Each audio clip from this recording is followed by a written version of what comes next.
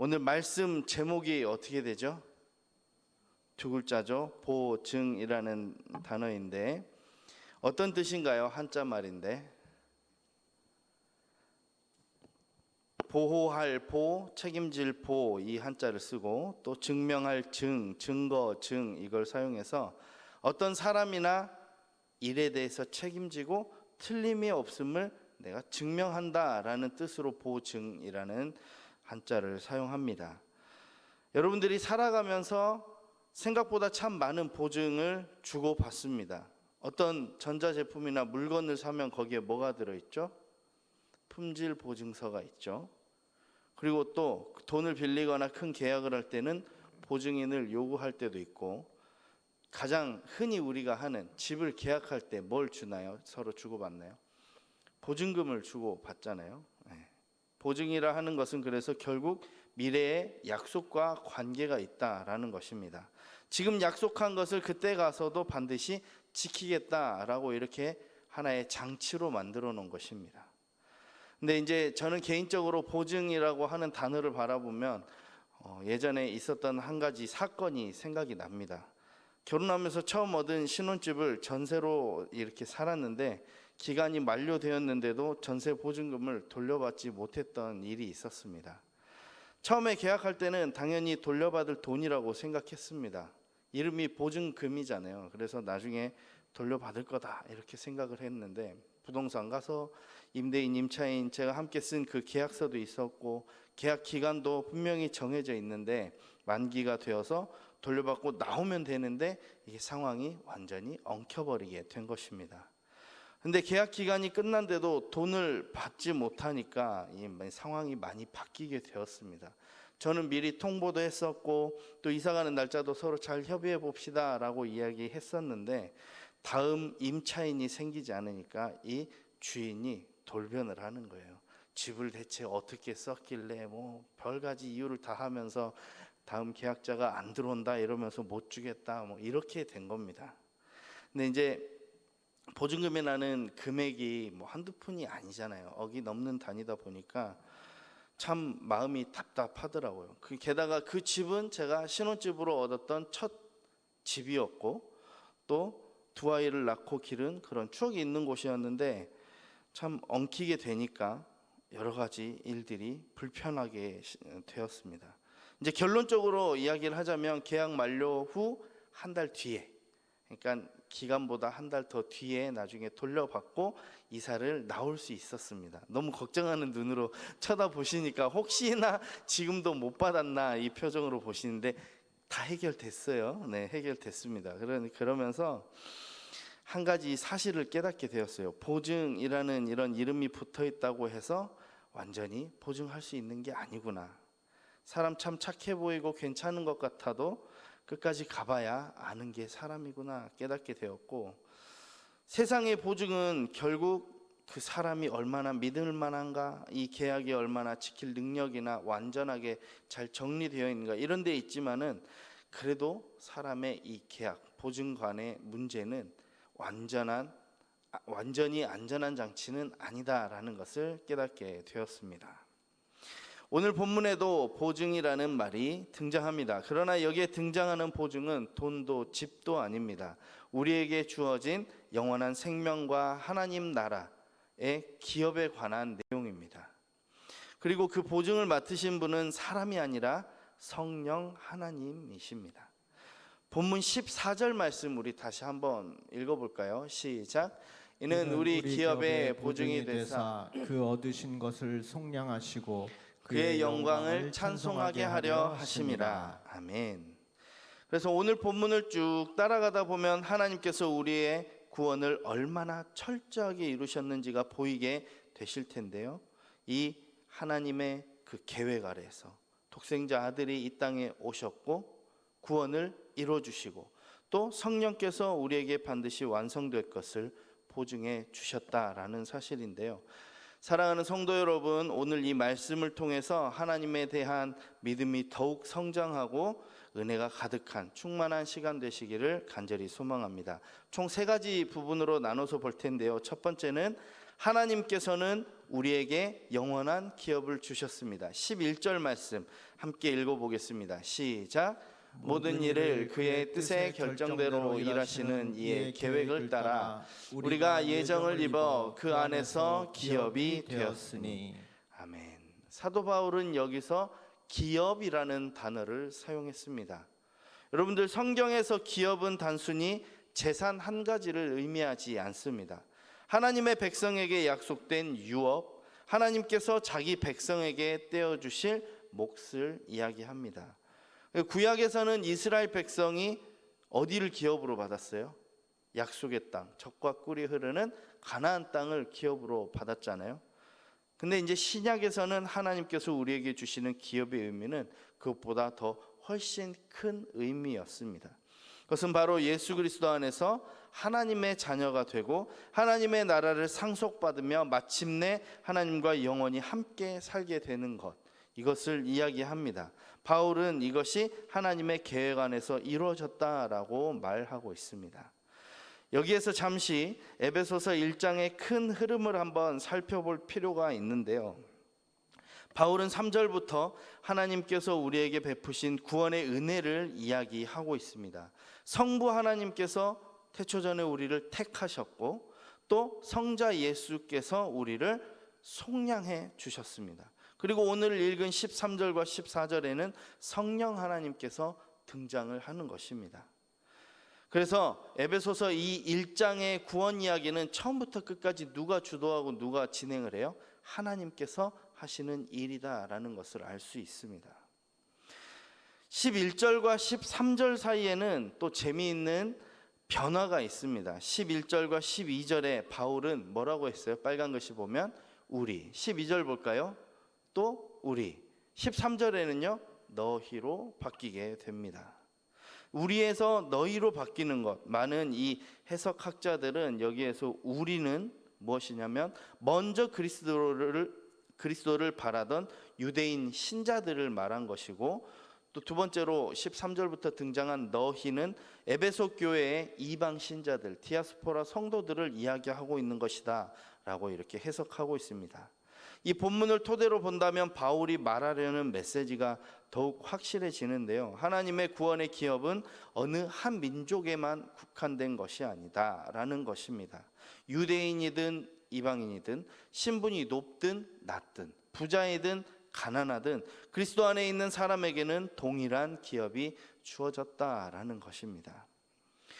지금은 이런 내용이 당연한 거 아닌가요? 라는 반응으로 이렇게 보시는데, 그 당시 2000년 전 그 당시에는 아주 센세이션한 내용인 것이에요. 왜냐하면 선민의식을 가진 유대인들은 자신들이 하나님의 언약 백성이라는 이 아주 뿌리 깊은 자부심이 있었습니다. 그 자부심이 나만 자부심이면 괜찮은데 다른 사람들을 인정하거나 용납하지 않아요. 그러니까 이방인들, 이 이방 사람들은 언약 밖에 있는, 하나님의 약속 밖에 있는 사람들로 생각했습니다. 그런데 바울이 선포하잖아요. 13절에 뭐라 그래요? 너희도 진리의 말씀 곧 너희의 구원의 복음을 듣고 라고 말이죠. 너희도 복음을 들었다, 너희도 믿었다, 너희도 성령으로 인치심을 받았다, 너희도 하나님의 나라의 그 기업을 받을 사람들이다 라고 이야기합니다. 복음은요, 사람과 사람 사이에 계급을 만들어내는 것이 아니라 서로 다른 사람들을 그리스도 안에서 하나로, 하나님의 가족으로 만드는 능력이 있습니다. 믿으시죠? 그러므로 구원의 확신을 가진 사람들에게 나타나야 하는 귀한 덕목 중에 하나는 겸손함입니다. 구원받았다는 이 사실을 다른 사람 위에 올라설 명분으로 가질 것이 아니라 다른 사람들을 품는 귀한 감사의 재료로 삼아야 할 줄 믿습니다. 왜냐하면요, 나 같은 이 죄인도 하나님의 은혜로 들어왔기 때문입니다. 그리고 이것은 나중에 전도 이야기와도 연결이 됩니다. 하나님께서 나 같은 사람에게까지 구원의 문을 열어주셨다면 천하 만민, 그 누구에게든 이 복음의 문이 활짝 열려 있다라는 사실을 꼭 기억하셨으면 좋겠습니다. 이제 두 번째로 그 기업의 값을 예수 그리스도께서 치르셨습니다. 여기서 질문이 하나 생기는데요. 하나님께서는 어떻게 죄인이었던 우리를 하나님의 자녀로 삼아주시고 영원한 기업으로 삼을 수 있었습니까? 이 문제를 해결하려면, 이해하려면 오늘 본문보다 좀 더 앞에 있는 7절의 말씀을 함께 읽어봐야 합니다. 같이 읽어보겠습니다. 시작. 우리는 그리스도 안에서 그의 은혜의 풍성함을 따라 그의 피로 말미암아 속량 곧 죄사함을 받았느니라. 아멘. 그냥 우리의 구원은 저절로 생겨진 것이 아니다. 그 값이 들었는데 뭐냐면 예수 그리스도의 피값이라, 이렇게 말씀을 드렸습니다. 제가 이 에베소서 강해를 하면서 지난 시간에는 속량이라는 한자 단어를 사용하면서 여러분들과 은혜 나눴었잖아요. 그래서 속량이 뭐라고요? 다 까먹으셨죠? 그래서 설교를 할 수 있습니다. 죄에 매여 있던 사람들을 풀어주기 위해 누군가 값을 치른 것인데 그분이 바로 예수 그리스도다. 그리고 그분이 그 값을 치러주셨다라고 했습니다. 십자가에서 이 예수님께서 피를 흘리셨고 이 피값으로 우리의 죽음으로 우리의 죄를 담당해 주셨다. 이게 속량이라고 저번에 말씀드렸습니다. 우리 하나님께서는요, 죄를 적당히 눈 감아주면서 우리를 구원해 주신 게 아닙니다. 죄값을 그리스도께서 담당케 하시고 그리스도의 의에 그 의를 입은 사람으로 우리를 받아주셨어요.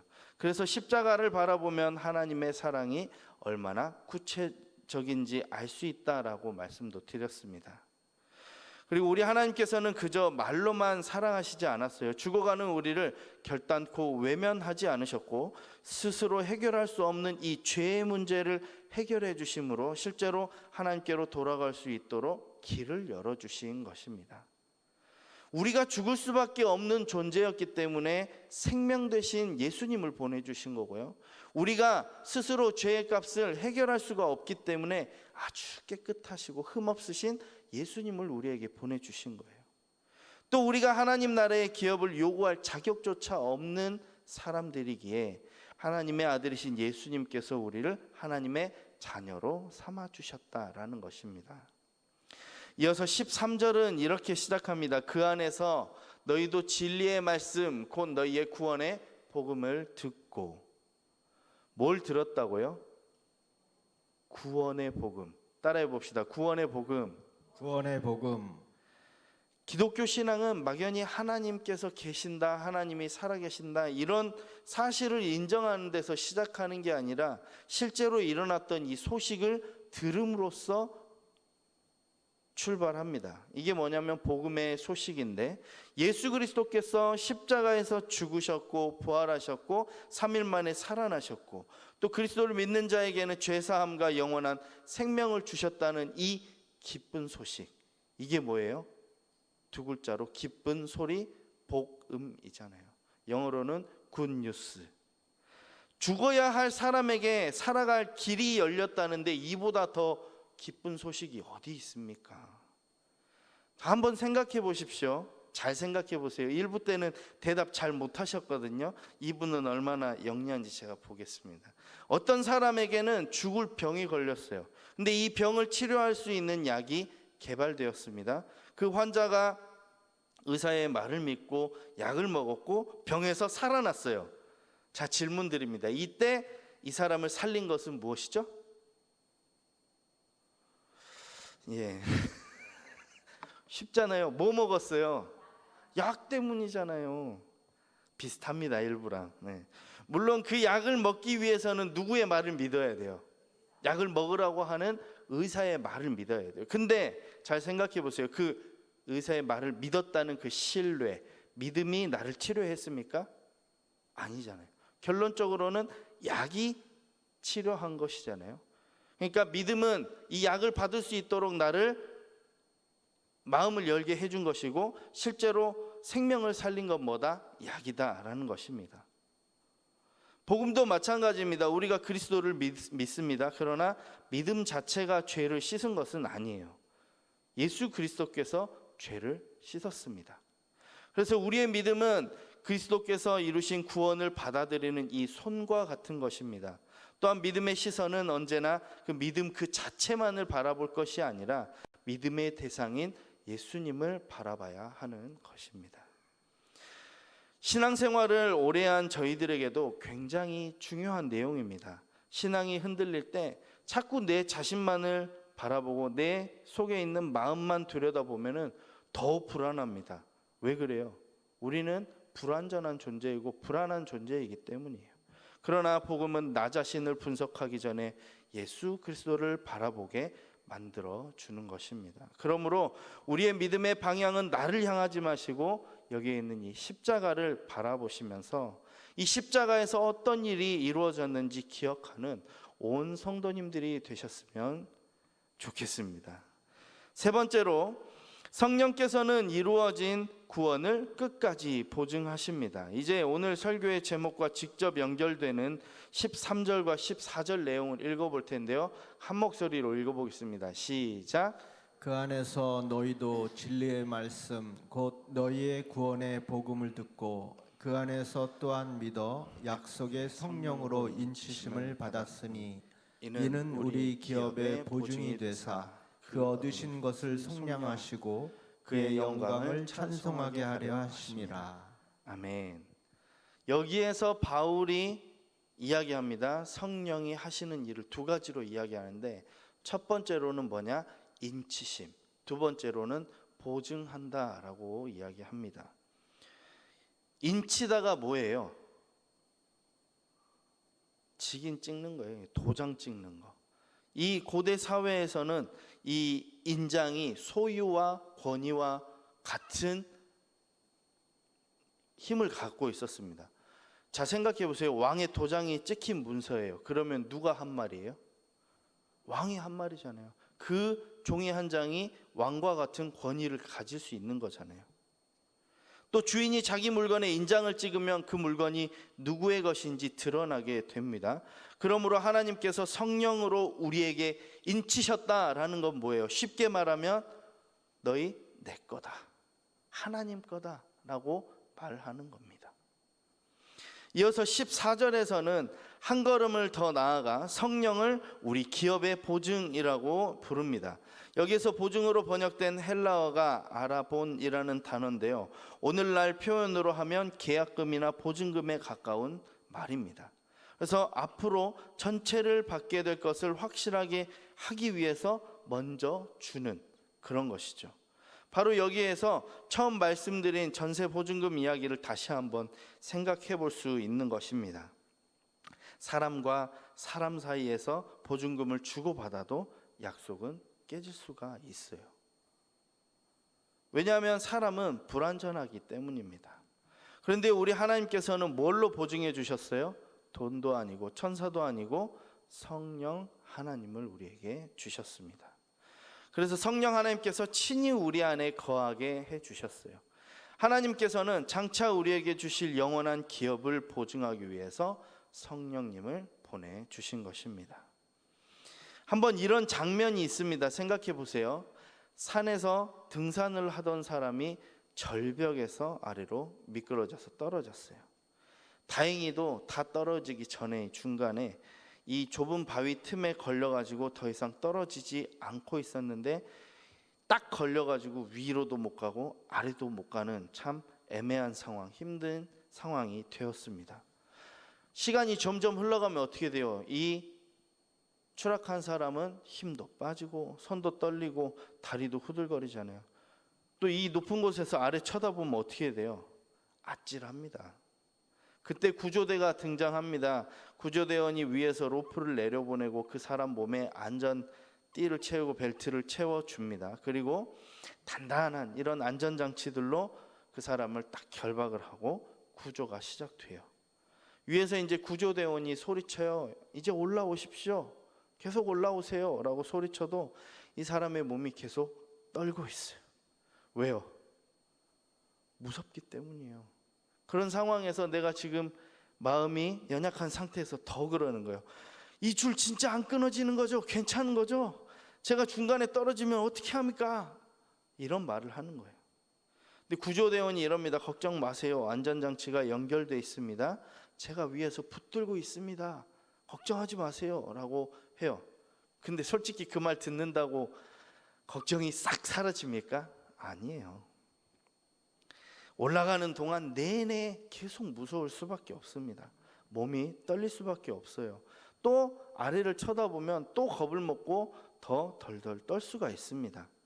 여기서 중요한 거 뭐냐? 이 사람이 담대하고 얼마나 용기가 좋냐, 거기 있는 게 아니라 이 안전장치들이 얼마나 튼튼하게 연결돼 있느냐가 중요한 것입니다.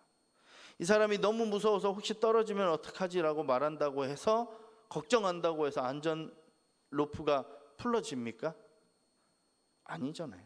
손에 힘이 빠진다고 해서 구조대원이 위에서 로프를 놔버리는 것도 아니에요. 이 사람의 생명을 붙들고 있는 것은 자신의 손 힘이 아니라 그를 구조하고 있는 구조 장치와 구조자의 힘입니다. 저는 이 본문에서 바울이 말하는 인치심과 보증을 묵상하면서 방금과 같이 이 구조하는 장면이 딱 떠올랐어요. 우리가 하나님 나라를 향해서 가는 때 때때론 두렵고 어려울 때가 분명히 있습니다. 신앙생활하면서 여러분들 흔들리신 적 많잖아요. 내가 끝까지 과연 갈 수 있을까? 하나님께서 진짜 나를 끝까지 붙들어 주실까? 이런 의심과 걱정 매일매일 하지 않습니까? 그럴 때 오늘 말씀 13절과 14절을 꼭 기억하시기 바랍니다. 하나님께서 우리에게 단순히 멀리서 야! 끝까지 잘 올라와 봐! 이렇게 그냥 말씀만 하신 게 아니에요. 약속의 성령으로 우리에게 인치셨고 성령 하나님 자신이 우리 기업에 친히 보증 서주셨다라는 것입니다. 그리고 우리에게 연결되어 있는 하나님의 약속이 있습니다. 십자가에서 이미 이루신 그 구원이 있고요. 또 우리 안에 거하시며 그 구원을 끝까지 이루어 가시는 성령 하나님이 계시는 것을 잊지 않으셨으면 좋겠습니다. 그러므로 구원의 확신은 두려움을 전혀 느끼지 않는 이 상태를 말하는 게 아닙니다. 때로는 떨려도, 때로는 앞이 잘 보이지 않으면서도 그저 나를 붙들고 계신 하나님을 신뢰하며 한 걸음 한 걸음 나아가는 것입니다. 사랑하는 성도 여러분, 성령 하나님을 단순히 특별한 은사를 주거나 뜨거운 체험을 하게 하시는 분으로만 해석해서는, 이해해서는 안 됩니다. 성령님께서는 우리 안에 거하시는 가장 근본적인 사역이 무엇이냐?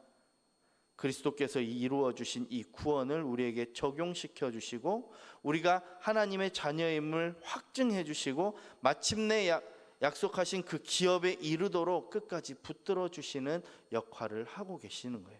쉽게 말하자면 구원을 끝까지 이룰 수 있도록 붙들어 주시는, 도움을 주시는 분이시다라는 것입니다. 이 사실이 우리 신앙생활에 얼마나 중요한 위로인지 모릅니다. 정말 기복이 많은 우리네 신앙생활은 날마다 같은 온도를 유지할 수가 없습니다. 어떤 날은 기도가 참 잘 돼요. 말씀을 들으면 스펀지처럼 내가 흡수하고 듣습니다. 또 하나님의 은혜가 막 살아서 숨쉬는 것처럼 느껴지는데요. 또 어떤 날은 이렇잖아요. 마음이 메말라서 기도 한마디도 안 나오는 날도 있습니다. 예배만 드리고자 하면은 어떤 일인지 모르겠지만 집중을 할 수가 없는 때가 분명히 있습니다. 그런 순간순간마다 하나님께서 우리에게 주신 것이 바로 이 보증입니다.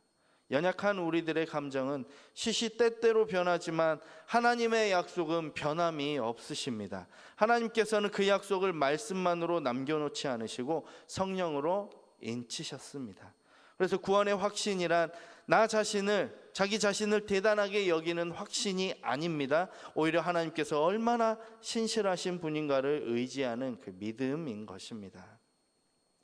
구원의 확신이 사람을 교만하게 만들고 다른 사람의 믿음을 함부로 판단하게 한다면 그것은 복음이 만들어내는 열매가 아닐 것입니다. 성령님께서 주시는 확신은 이와 반대되는 열매를 맺게 되어요. 감사와 겸손의 열매라는 것입니다. 그리고 끝까지 우리의 믿음을 지킬 수 있도록 해주신다라는 겁니다. 왜 그래요? 나의 생명의 시작도 하나님의 은혜였고 나의 그 생명의 마지막도 하나님의 손에 달려있기 때문이잖아요. 사랑하는 성도 여러분, 오늘 11절부터 14절까지의 말씀을 따라오면서 우리가 발견한 게 있습니다. 하나님께서는 우리에게 영원한 기업을 약속해 주셨습니다. 그 기업을 얻을 수 있도록 예수님께서 십자가에서 값을 치르셨고요, 또 성령 하나님을 보내셔서 그 약속이 반드시 완성될 것을 보증해 주셨습니다. 잘 생각해 보세요. 이 모든 과정이 나에게 다 이루어졌다. 얼마나 감사한 일이지 않습니까? 그런데 이 감사가 나에게로부터만 있고 거기서만 끝내서는 안 된다라는 것입니다. 여러분들 주변에, 저희 주변에는 아직도 이 생명의 소식을 알지 못하는 사람들이 너무나도 많이 있습니다. 가족 가운데도 있고요, 직장과 사업장에 매일 만나는 사람일 수도 있습니다. 우리 구역원 가운데 실족한 성도일 수도 있습니다. 근데 그 사람들 바라보면요, 웃고 떠들고 또 일하고 가정을 이루고 그냥 앞날을 계획하면서 살아가는데 어쩔 때 보면은 우리보다 더 잘 사는 것 같아요. 그러나 복음 없이 살아가는 이 사람들에게 가장 시급한 것이 무엇이죠? 바로 구원이고 영원한 생명이잖아요. 우리는 이미 이 구원을 받고 생명의 소식을 잘 알고 있습니다. 하지만 전도만을 생각한다면 어떻게 전해야 할지 몰라서 말문이 막히고 마음이 먹먹할 때가 있어요. 근데 이 전도가 그냥 거창한 기술이 아닙니다. 어떤 거냐면 내가 받은 이 생명이 너무나도 감사해서, 너무나도 감격해서 사랑하는 내 지인들, 내 친구, 가족, 내 동료들이 꼭 알고 그 생명을 갖기를 바라는 그 마음에 출발합니다. 나를 살리신 예수님을 당신도 알았으면 하는 그 마음, 바로 이 마음으로 전도를 시작하는 것입니다.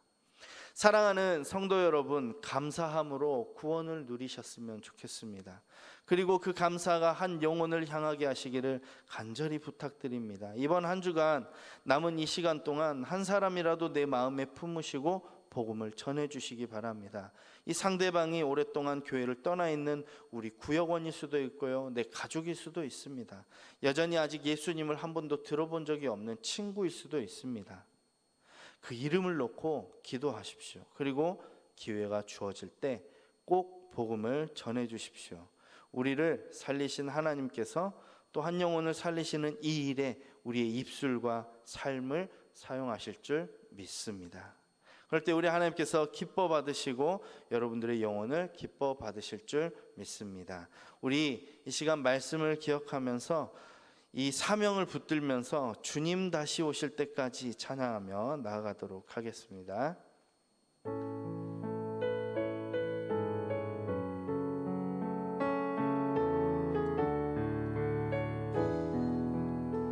주님 다시 오실 때까지, 주님 다시 오실 때까지 나는 이 길을 가리라. 좁은 문 좁은 길 나의 십자가 지고 나의 가는 이 길 끝에서 나의 가는 이 길 끝에서 나는 주님을 보리라. 영광의 내 주님 나를 맞아주시니. 주님 다시 오실 때까지, 주님 다시 오실 때까지 나는 일어나 달려가리라. 주의 영광 온 땅 덮을 때 나는 일어나 노래하리. 나는 일어나 노래하리. 내 사모하는 주님, 온 세상 구주시라. 내 사모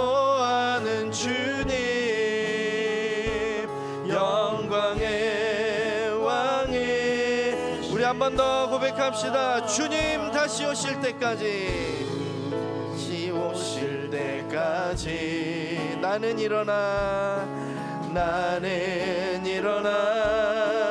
달려 주의 영광 온 땅 덮을 때,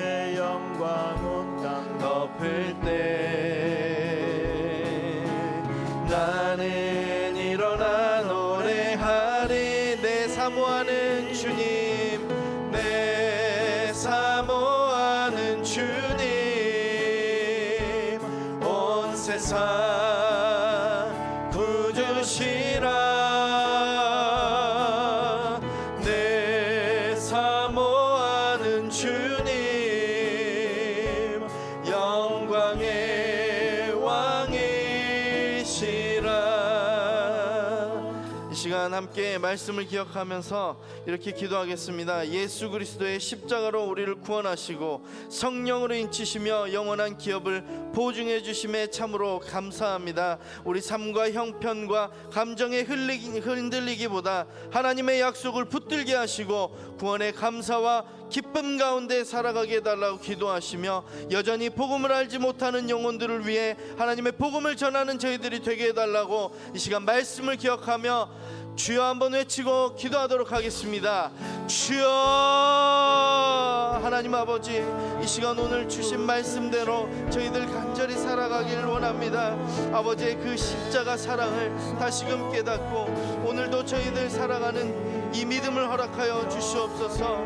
구원하여 주심에 감사하며 성령으로 인쳐 주심에 참으로 감사합니다.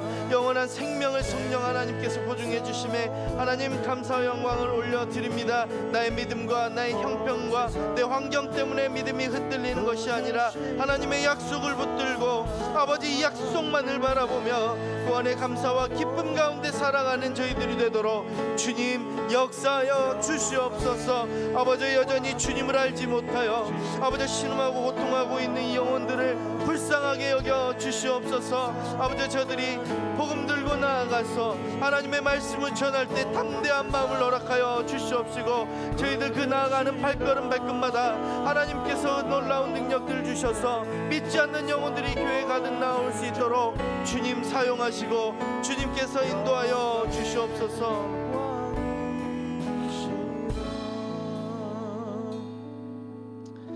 사랑의 하나님, 참으로 감사합니다.